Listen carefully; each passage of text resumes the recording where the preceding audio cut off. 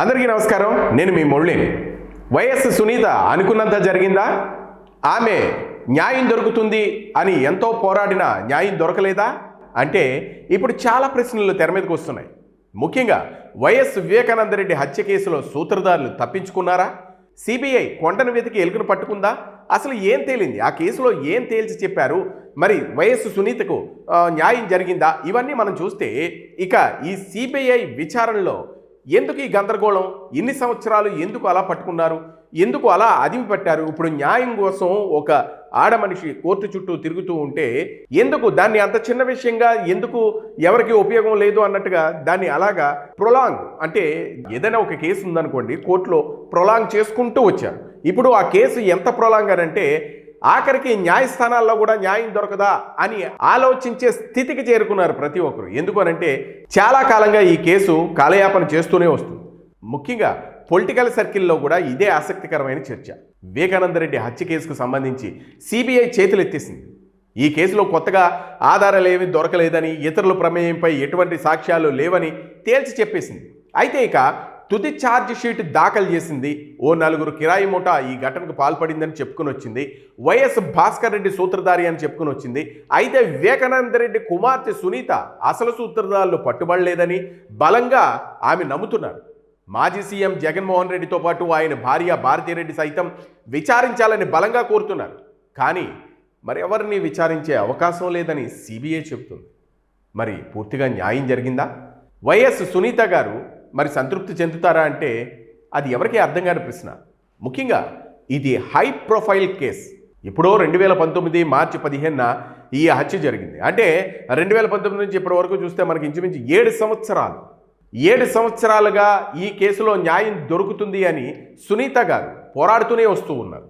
మరి న్యాయం దొరికిందానంటే ఇక్కడ చాలా ప్రశ్నలకు సమాధానం దొరకట్లేదు అని చెప్తున్నారు రాజకీయ విశ్లేషకులు.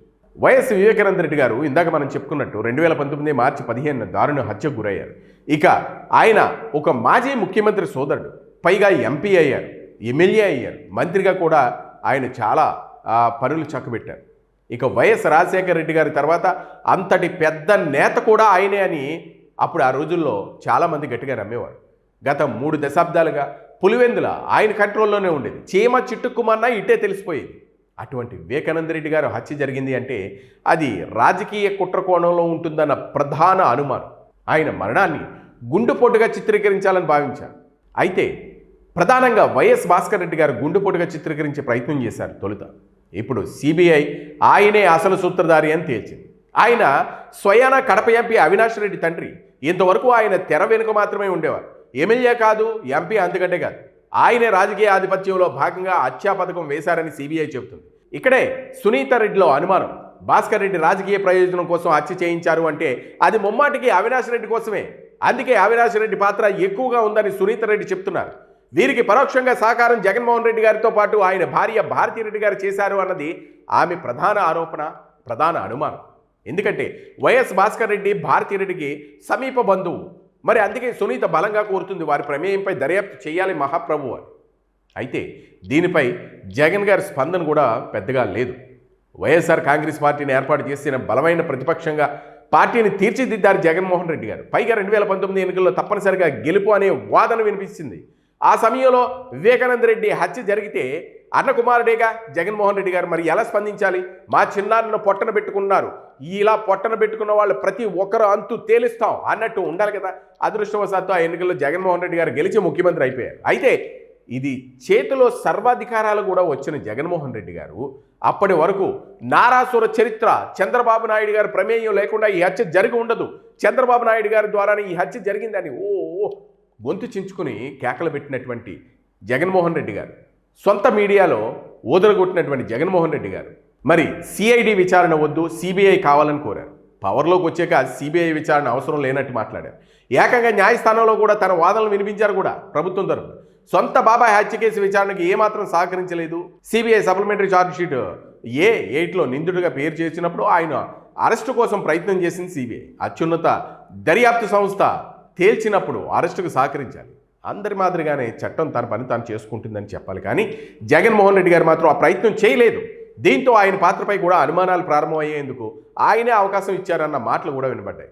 ఏది ఏమైనా సిబిఐ ఛార్జ్షీట్లో కాస్త అస్పష్టత కనిపిస్తుందేమో అన్న మాటలు రాజకీయ విశ్లేషకుల ద్వారా వినబడుతున్నాయి. అయితే సిబిఐ విచారణ సైతం అపసవ్య దిశగా కొనసాగింది. ఛార్జ్షీట్ల మధ్య పొందుపరిచిన అంశాలు గందరగోళంగా మారాయని, అయితే సిబిఐ దర్యాప్తు ప్రారంభించి తొలి ఛార్జ్షీట్ దాఖలు చేసినప్పుడు ఇది ఒక హై ప్రొఫైల్ కేసు అని, రాజకీయ కుట్ర ఉందని చెప్పుకొచ్చింది సిబిఐ. మరి లోతైన దర్యాప్తు అవసరమని చెప్పింది. మరి నిందితులు కేవలం పాత్రధారులు మాత్రమేనని, సూత్రధారులు కూడా ఉన్నారని కూడా చెప్పింది. అటు తర్వాత ఒకటో సప్లిమెంటరీ ఛార్జ్ షీట్ దాఖలు చేసింది. ఇంకా ఈ కేసులో హై ప్రొఫైల్ నిందితులు ఉన్నారని, వారి విషయంలో దర్యాప్తు కొనసాగుతుందని, విచారణకు సహకరించకుండా తిరిగి బెదిరింపులకు పాల్పడుతున్నారని అంటూ అందులో చెప్పుకుని వచ్చింది. అయితే రెండో సప్లిమెంటరీ ఛార్జ్ షీట్ డిజిటల్ అంశాలను, ఫోన్ సంభాషణలను అంటూ కొన్ని విషయాలను బయటపెట్టింది. దీంతో చాలా రకాలుగా క్లారిటీ వచ్చింది. మూడో సప్లిమెంటరీ ఛార్జ్ షీట్ A7 నిందితుడిగా వైఎస్ భాస్కర్ రెడ్డిని పేర్కొనగా A8గా అవినాష్ రెడ్డిని చూపించింది. అయితే ఆయన అరెస్టును మాత్రం చేయలేకపోయింది. ఇప్పుడు లాస్ట్ ఛార్జ్ షీట్లో మాత్రం భాస్కర్ రెడ్డి సూత్రధారి, ఆ నలుగురు పాత్రధారులు అన్నట్టు తేల్చుకుని వచ్చింది. అయితే సునీత గారి అనుమానాలు చాలా ఉన్నాయి ఇందులో. వైఎస్ సునీత రెడ్డికి ఒకటే అనుమానం, తన తండ్రిని రాజకీయ కుట్ర కోణంలో హత్య చేశారనేది ఆమె బలంగా అనుమానిస్తున్నారు. భాస్కర్ రెడ్డి ఎమ్మెల్యే కాదు, ఎంపీ కాదు, అటువంటిప్పుడు ఆయన ఎందుకు హత్యకు దిగుతారు? ఖచ్చితంగా అది తన కుమారుడు అవినాష్ రెడ్డి కోసమే, అది కూడా జగన్మోహన్ రెడ్డితో పాటు ఆయన భార్య భారతీరెడ్డికి తెలుసు, వారి సహకారంతోనే తన తండ్రిని మట్టుబెట్టారు అని బలంగా నమ్ముతున్నారు, బలంగా వాదిస్తున్నారు. ఇక ఈ కేసు విషయంలో తన సోదరుడు జగన్మోహన్ రెడ్డిని అడిగినప్పుడు ఈ కేసు నుంచి తప్పుకోవాలని ఆయన కోరినట్లు స్వయంగా సునీత రెడ్డి బయటకు వచ్చి చెప్పుకుని వచ్చారు. పోనీ వైఎస్ రాజశేఖర రెడ్డి గారి కుటుంబంతో సునీత రెడ్డికి ఏమైనా విభేదాలు ఉన్నాయా అంటే అది లేదు. ఆమె రాజకీయంగా పదవులు కోరుకున్నారంటే అది లేదు. పైగా ఆమెను, ఆమె భర్తను ఈ కేసులో ఇరికించే ప్రయత్నం చేశారట. ఇక సాక్షి మీడియాలో సునీత రెడ్డి వ్యతిరేకంగా విపరీతమైన కథనాలు కూడా వచ్చాయి. చివరకు కుటుంబ వ్యవహారంతోనే ఈ హత్య జరిగినట్లు కూడా చెప్పుకుని వచ్చారు.